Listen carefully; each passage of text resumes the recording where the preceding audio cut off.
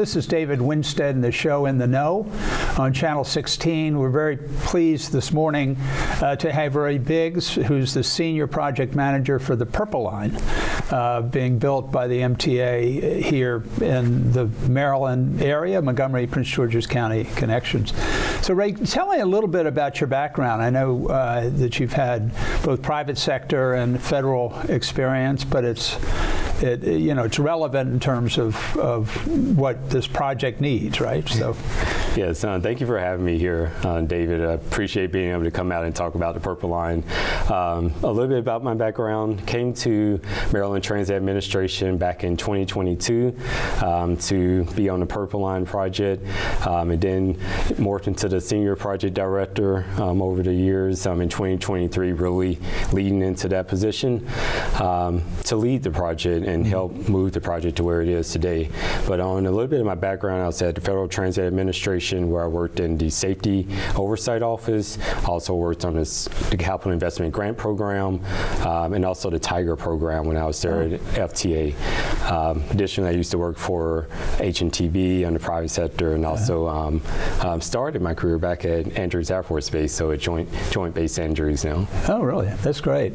Well, it's a very exciting time. We noted just a week ago that the 28th and final vehicle, light rail vehicle, has arrived in the state of Maryland, right? Yes. And that's an exciting time. So we have the equipment. We just need to get it on the track and get it going, right?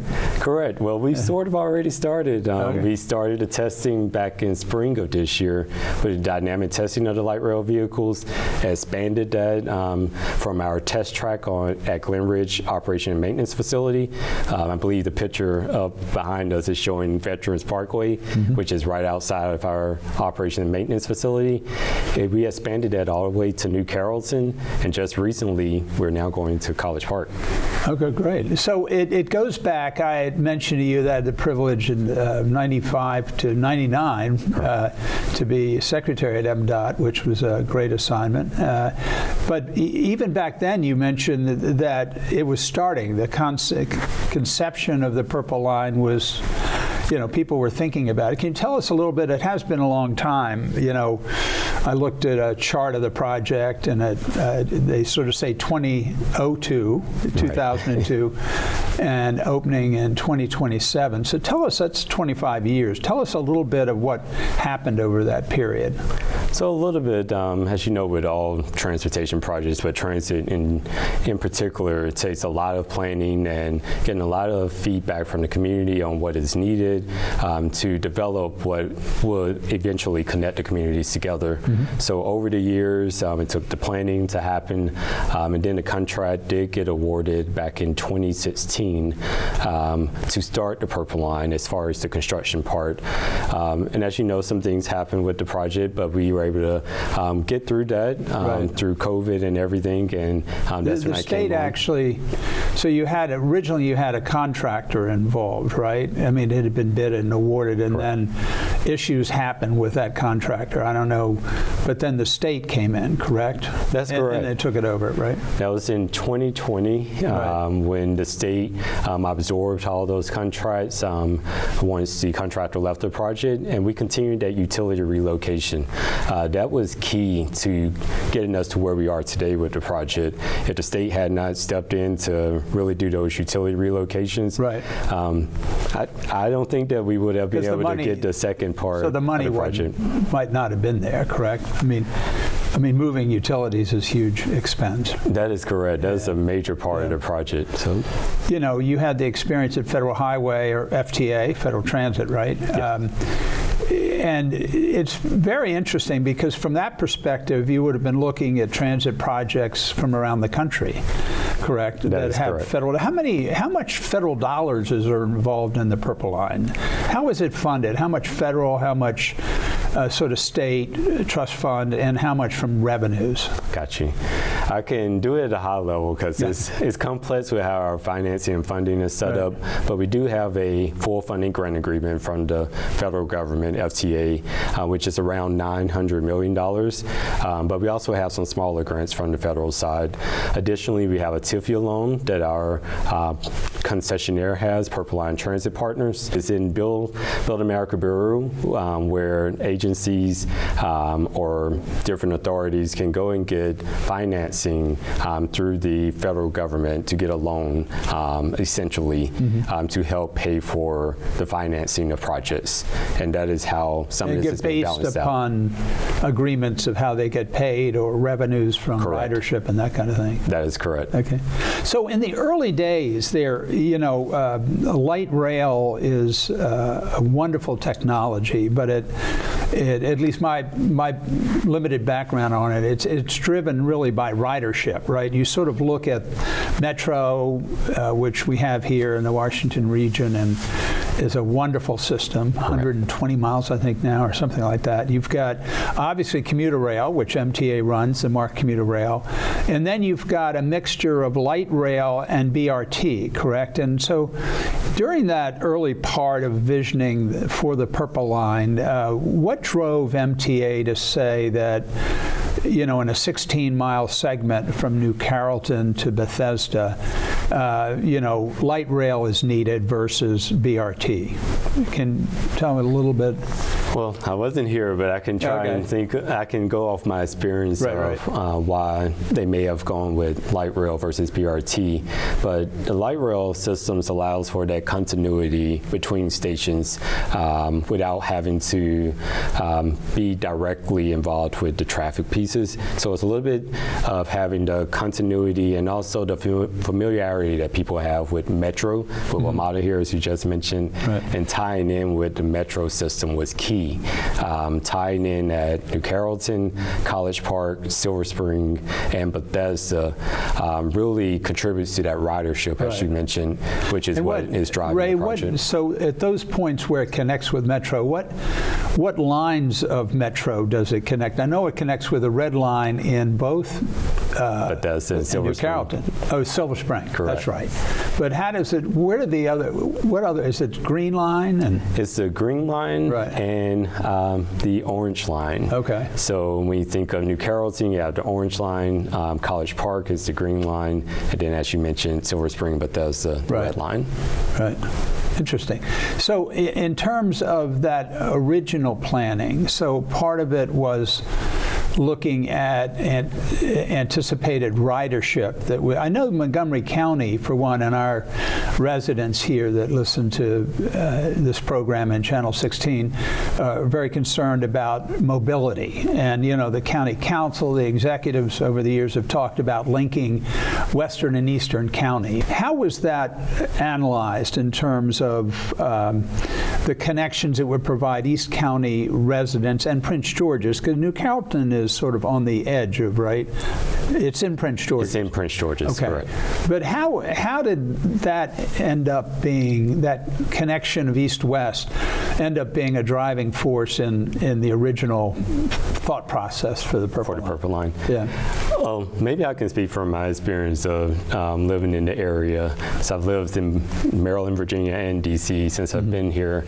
And we were talking about WMATA as far as how the spoke system is set up, and it was designed to go into D.C. And the way I think of the Purple Line is connecting those spokes together. So being able to go from New Carrollton all the way to Bethesda without having to go into D.C. and then go back out really contributes to reducing that transportation time for people to take to get from one location to the other. In addition, it's going through neighborhoods, which is a little bit different because it allows for that ease of access to get to the stations. We have 21 stations across the alignment, the 16-mile alignment, which makes it very easy for people in each of the different neighborhoods, both in Prince George's and Montgomery County. So, recognizing that so the huge part of the Purple Line is surface, correct? Or is all the Purple Line surface? There are a couple of tunnels. Correct. It's one true tunnel on the Montgomery County side. It starts over there off Flowers in Piney Branch area, Right. And comes out on Wayne Avenue. But then we have at the Bethesda piece where we go up under the building there, where Right. Fox 5 is, and where we terminate at the Bethesda station there. I would call that somewhat of a tunnel too. So. Got it. So let's talk a little bit about, what has been completed. We know just last week, I think you all announced you got the last of 28 vehicles, right? So what's been completed and what remains to be done? I know the projections are that it will be operational in 2027. Is that correct? So I'll start with what we've completed. As you mentioned, the 28 light rail vehicles are here, which we got right before Thanksgiving, Right. A little ahead of schedule. We were aiming for end of year, and I was pushing for us to get ahead of Thanksgiving, Right. and our partners helped to make sure that came into fruition for us. But we also have all of the track installed on the Prince George's side of the project. That happened earlier this year. How much mileage is in Prince George's versus Montgomery? It's 16 miles altogether, but it's about almost half and half between the counties when you think of the alignment. I didn't realize that. Because I thought it was much more Montgomery versus Prince George. Interesting.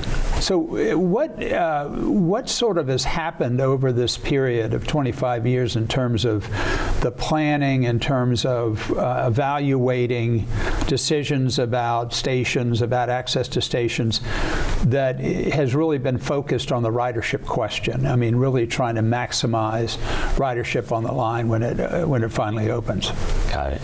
So the ridership, that consideration really came into play when we were going for a full funding grant agreement. As you mentioned, that is a big key into getting federal funds, Right. of ensuring you have the ridership that can support the intent of the project. So that drove sort of the alignment for the project of how we tie in with WMATA and really getting that ridership in the Maryland area, and ensuring people can get from one location to the next. In particular, a lot of the ridership is coming from the Silver Spring area, from University of Maryland, because we go right down on the campus there, Bethesda and College Park, and New Carrollton, those key areas where we tie in with the WMATA system. Got it. Well, Ray, we're going to take a quick break. This is David Winstead in the program In the Know on Channel 16, and we have Ray Biggs here, who's the Senior Project Manager for the Purple Line, and we'll take a break and be right back.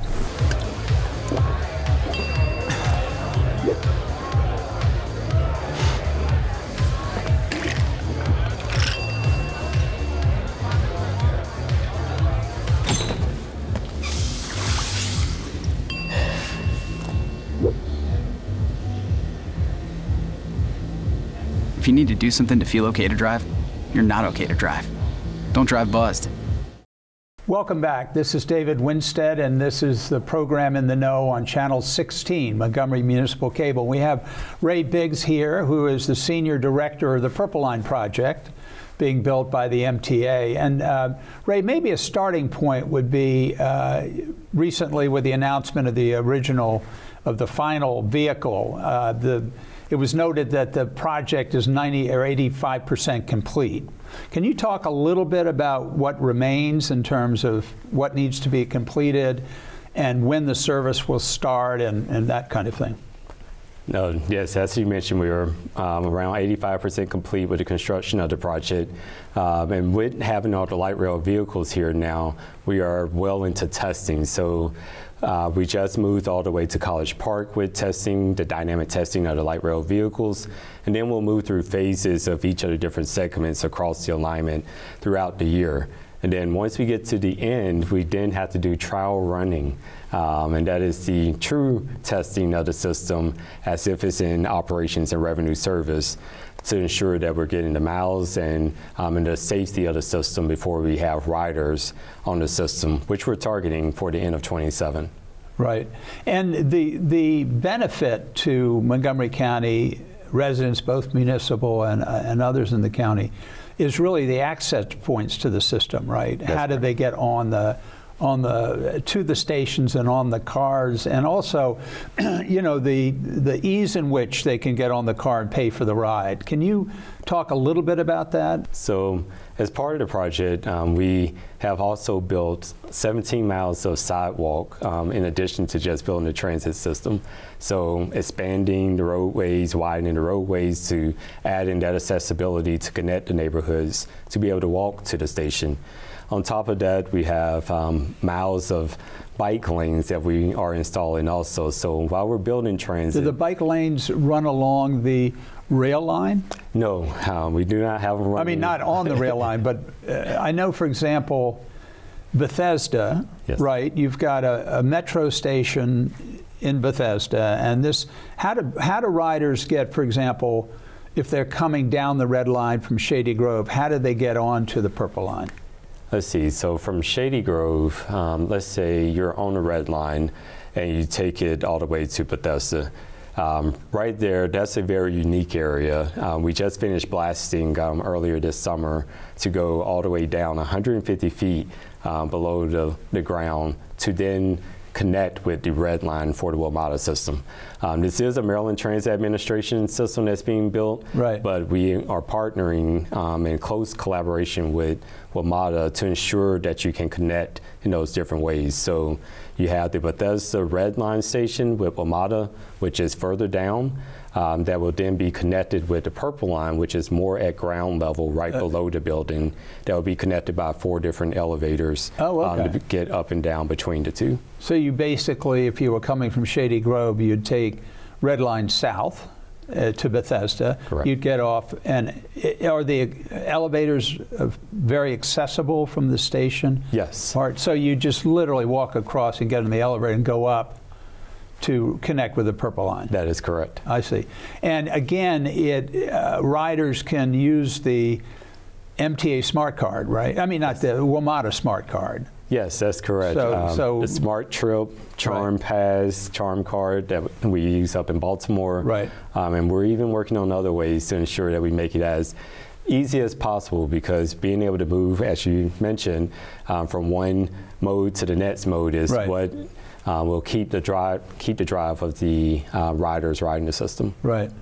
So talking, Bethesda, we've chatted about, talking about some other key locations. New Carrollton is really a major intermodal connection, right? It's right on the Beltway. It's right off of 95. It has Amtrak. It has MARC, commuter rail. It has Metro. It's really an interesting. So tell us on that side of it how that connection works. Yes. So as I mentioned, that's where we started the testing. So the New Carrollton station is built there, and it's right outside of the WMATA station, where if let's say you were on the Purple Line and you got off at New Carrollton, you would then walk down the path or walk down the sidewalk to go into the WMATA station or go into the Amtrak station or MARC train, all there. And how far is that walk? I mean, are they adjacent? It's right there adjacent. Okay. We literally rebuilt the bus loop for WMATA. Okay. Just finished that earlier this year, and now we're building the turnaround loop for them so that you have that ease accessibility. I would note that I was just there yesterday. It's a lot of transit-oriented development happening there. Right. So it's very exciting to see how all of this is coming together for the New Carrollton area. I'm on Maryland Aviation Commission, which oversees BWI, and I know that the links from New Carrollton and the Metro via MARC and Amtrak to BWI are one of the greatest options of being able to get to BWI to fly out of. So the Purple Line also offers benefits to travelers going to BWI, theoretically, right? They could get on it, go to New Carrollton, and go up to BWI, right? That's correct. I will definitely be a user of that once we open up Purple Line, because I currently use MARC train and Amtrak a lot to go up to Baltimore, and if you go outside of the region, because Amtrak, goes up and down the East Coast. So this allows for people to not just connect in the Maryland area, but to other areas outside of Maryland. Right.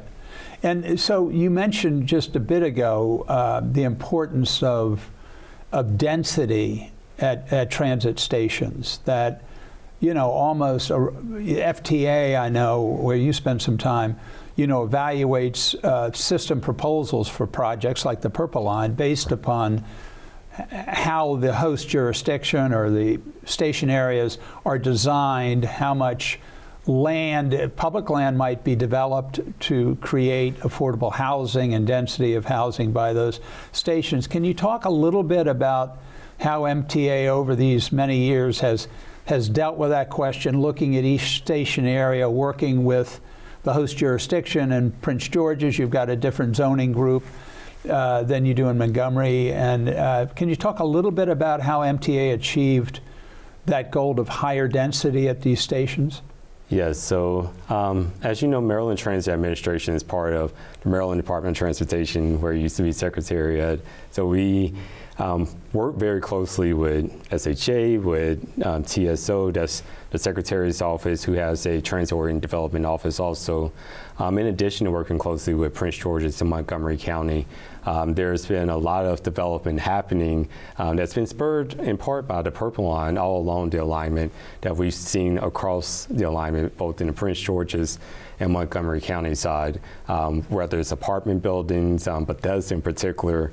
It's a lot of density right there at the Bethesda station, but Silver Spring and College Park. Right. We're seeing the affordable housing units be built to ensure that everyone has accessibility to be able to get onto the Purple Line. So a question on the technology. I noted that the cars, the vehicles themselves were not built in the United States, but they were assembled in the United States. Right. But can you, obviously, it was a public procurement process and the best provider manufacturer won, but can you talk a little bit about what the state wanted out of these vehicles in terms of sustainability? It's obviously an electric vehicle, correct, so that certainly helps, right? But the issues of noise abatement that have been considered in terms of trackage and the vehicles and that kind of thing, what are some of the technologies that are actually in the vehicles that create a better, more pleasant ride and create less noise for the communities they go through? Yes. So the light rail vehicles, as you mentioned, there was a lot of thought put into it. In fact, they are the longest light rail vehicles in North America or in the United States at 142 feet long. That allows for over 400 people to be on one single light rail vehicle. And it's not interrupted by doors or units in between the different segments on it. So the units or the light rail vehicles, they are very quiet. Back in September, I believe, I got to ride on it and go all the way up to 50 miles per hour. Very quiet inside and out. So shouldn't be very noticeable by people on the outside. But at intersections, because we need to ensure safety and security, a slight bell will be ringing to make sure that people can hear that it's coming, and the announcement of the light rail vehicles at the different stations. So in general, the noise abatement shouldn't be an issue. Akin to sometimes you have like a backup noise sometimes, and it's like a white noise. That's probably the loudest thing that you'll hear from the light rail vehicle. Right. Ray, I know frequency of service is key to all this. I mean, Metro ridership is through the roof now. Fortunately, sort of post-COVID, people are going back to their office downtown. There's actually mandates for the federal employees to be back in their offices downtown. So that's driving ridership. But Metro, really has very short time between trains. So what can the user expect in terms of getting on at Bethesda, getting on at College Park, getting on at New Carrollton in terms of the frequency of the light rail vehicles? So during the peak hours, rush hour traffic, which is when the highest ridership will be at, we're aiming for 7.5 minutes between each of the stations. Okay. So that frequency will ensure that you have a light rail vehicle coming to take you either direction between each of those 21 stations. The stations are closer together, which allows you to have even more options to where you can get onto the light rail vehicle too. Outside of that is between 12 and 16 minutes for the regular running times of each of the light rail vehicles. Interesting. So that's seen for light rail, surface light rail, as being a reasonably short period. Correct. Yeah, okay. One of the reasons why we have 28 light rail vehicles. So. I see, got it. Excellent. Well, Ray, it's very exciting. I think everybody's looking forward to the Purple Line. There's great anticipation that it will create, integral connections between all the communities east, west of Montgomery and Prince George's. And, clearly, people living in Bethesda would have the option now, instead of theoretically going down the Red Line and going back, changing at Metro Center, going out to New Carrollton, to get on the Purple Line, right? Correct. And get to College Park and New Carrollton. So it's very exciting. We appreciate you taking your time to talk on this program, and wish you the best in completing this thing over the next couple of years.